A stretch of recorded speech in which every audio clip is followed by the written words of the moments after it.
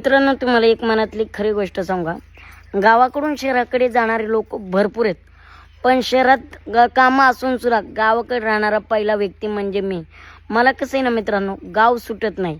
मला आमचे आई वडील, आमचं कुटुंब ते सोडून जावं वाटत नाही. मग थोडी माझ्या कामाचे हेळसांड होते, म्हणजे फरफट होते, मॅनेजमेंट करावं लागतं.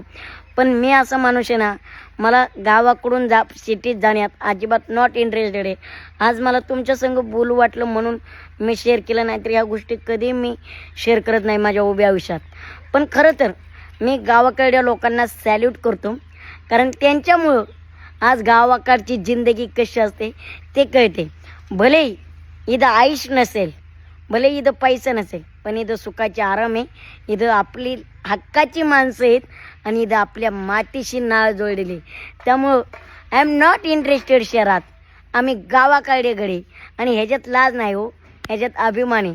अहो बघा ना राव, काय माहोल आहे. Proud of you.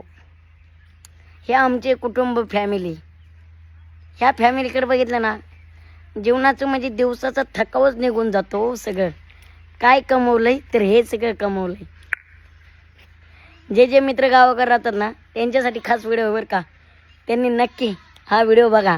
आणि ज्यांना वाटतं ना आम्ही गावाकडे राहतो, ज्यांना कमीपणा वाटतो ना, त्यांना एकच सांगतोय, आपण आपल्या कामातून सिद्ध करायचं, कमीपणा वाटून नाही घ्यायचं. तर गावाला कसं मोठं करते याचा विचार करा. Thank you so much.